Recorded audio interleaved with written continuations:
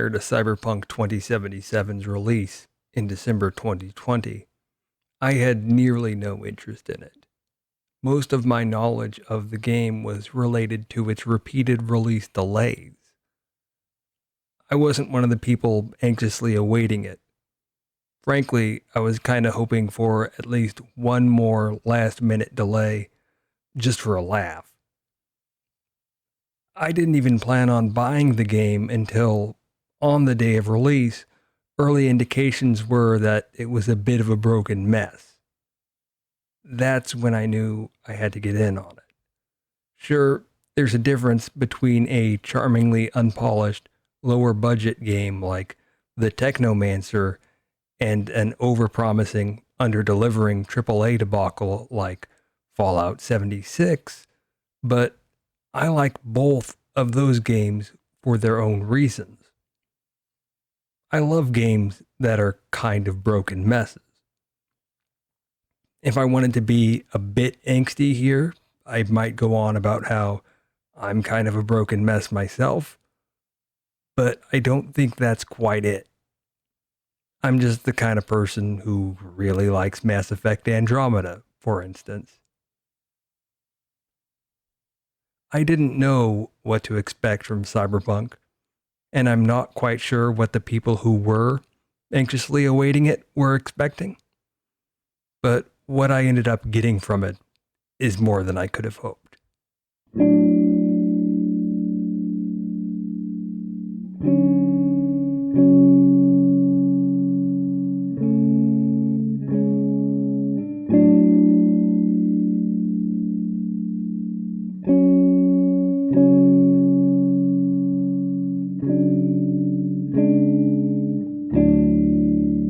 Cyberpunk 2077 is a game about disability. After V, our player character, is shot in the head and left in a landfill, they wake up with the digital representation of Keanu Reeves living in their head. An unexpected consequence of a botched job. Catastrophically and irreversibly, V is disabled. Told by their doctor that the progression cannot be stopped, their brain is being overwritten by a chip that can't be removed. Who they are will eventually disappear entirely, replaced by the digital construct of the long-dead Johnny Silverhand, who we can see and interact with as it subsumes them. There are some pills that can help manage things, but no real hope for recovery. We go on to experience the malfunctions, the loss of balance and coordination through V's perspective. Sometimes just a visual glitch, sometimes stumbling, sometimes fully losing consciousness. Prior to being diagnosed with multiple sclerosis, I had assumed that I had just a bit of a messed up right leg, on account of it being shorter than my left one, and maybe due to aging and being out of shape. But a fairly rapid acceleration of symptoms convinced me that there was something more going on even before I received a formal diagnosis.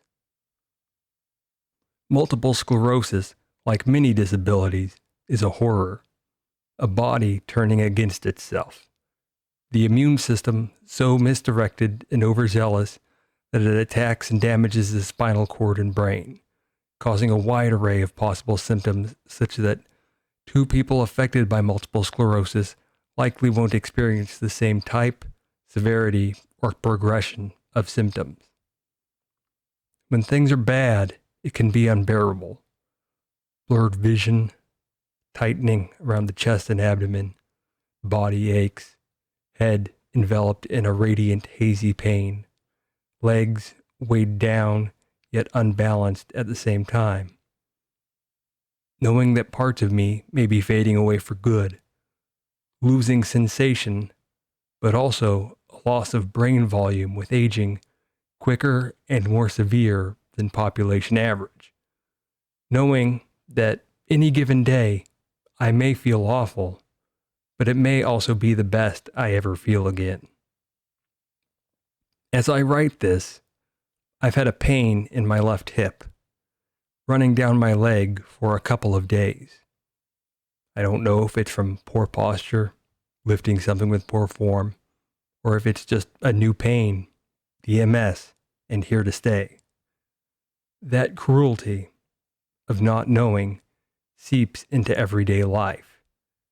And so comes the risk that a legitimate emergency will be written off as just the MS acting up. Still, one way in which MS is better than what V is going through is that my MS has never tried to offer some dull, half-assed insistence that it's my friend, like Johnny does. V is stuck, trying to find their way out, following leads and finding only dead ends or impossible odds, stuck in a terrible bind, and sometimes stuck in memories that aren't their own.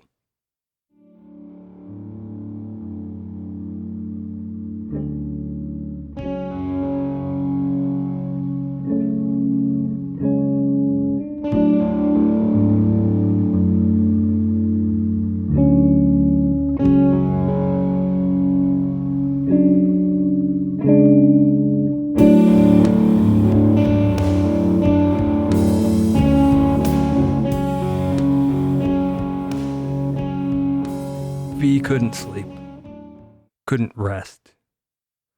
None of this was right. It feels impossible to even remember how things were before it started falling apart. Nothing even feels the same, but it's hard to remember how it used to feel. There's no way to stop this. Staring at the ceiling or aimlessly drifting, it's all the same. Memories fading, difficult to hold on to. Trying to make sense of all of this. Was this all preventable? It's impossible not to live in the past, at least a little bit. Remembering better times, but also wondering about what could have been done to prevent this. Regret and getting lost in an imagined present that's even a little bit better than the one we've ended up with. Hoping to figure out what can yet be done to ameliorate this. And with mourning the past and struggling with the present comes dreading the future. What pain and indignity has yet to come? What may need to be done that, for the moment, is still unthinkable? If it wasn't for Dexter, or if it wasn't for Jackie, or Evelyn, or Yorinobu, or Anders Hellman, or Alt, or Saburo, or Keanu Reeves. CD Projekt Red got so amped up after landing a big celebrity that they just had to wedge him into as much of the game as possible, even where it added nothing but a flatly read one-liner, never seeming to give much time to acknowledge that his character is the true antagonist of the game. They at times do show that he's a delusional egotist, but turn right back around and expect you to want to be best friends with him. Sure, maybe it's an inevitability of making such a broad narrative while trying to give the player the illusion of choice. Or maybe it's a combination of poor writing, bad direction, and voice acting being a separate skill from screen acting. And maybe Keanu is not a particularly gifted voice actor. No, I don't care what you think about this case, Keanu. No, I don't want to hear your opinions on the people I have to rely on for help. No, I don't want to catch up with your old friends. Johnny, no, I wouldn't take a bullet for you. How do you feel that nuking a skyscraper to avenge your dead drug dealer output ultimately accomplished nothing? Any thoughts on that? Nothing of substance, because the people writing the game were so hung up on making sure that cool Keanu got to say enough cool things. Johnny Silverhand is just a computer program in a video game, and I hate him. The game does, at times, have its moments where it reminds you that Johnny is an asshole, and almost entirely incorrect in his reckoning of his importance in past events. But I think the game also tries to have it both ways by trying to convince the player that, yeah, this guy's an insufferable asshole, but he's actually pretty great, right? It's not a narrative trend that I like, and in Cyberpunk, it feels particularly crass, relying on presumed real-life goodwill toward Keanu Reeves, the person, to do the work of Johnny Silverhand, the video game character. And certainly all of this is influenced by the fact that my reading of this game makes Johnny Silverhand the in-fiction embodiment of my multiple sclerosis. I get it. V gets it. Not a single thing in this world isn't in the process of becoming something else.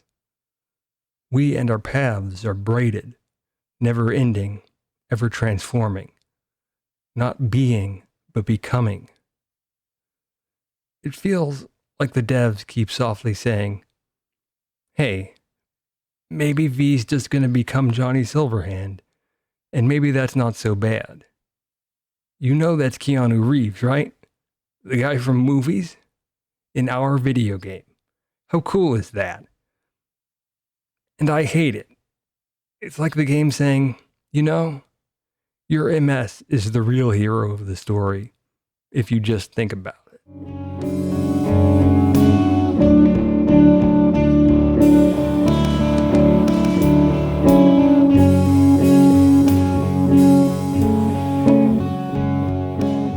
And that might be what makes it work the most. It doesn't matter what it feels like the game is expecting of me. I get that any game like this, that has at least a small role-playing element, is likely to have a story broad enough to be open to a variety of interpretations. The constant bland presumptuousness from Johnny Silverhand is, at times, a perfect microcosm for my disability. It's not always unbearable pain and dramatic falls. It can also be a dull, nagging discomfort or the indignity of pissing myself. Symptoms aren't always sharp or devious. Sometimes they're just dull tedium that insists they're actually special and important. But the line between Johnny Silverhand, the character, insisting about himself, and CDPR insisting about Keanu Reeves is a bit blurry. But I keep retelling V's story to myself, ignoring Johnny as much as possible, and once you know the story, you can ignore him quite a bit. But the game keeps shoving him front and center, and that's the story of the game, both as V's in-fiction experience and from my outside perspective as the player. I need to get as much enjoyment out of this mission as possible before Keanu jumps in front of the camera to make another dick joke or fart out some hollow observation. But I do keep retelling V's story to myself, even knowing the parts I hate. Because it's my story too.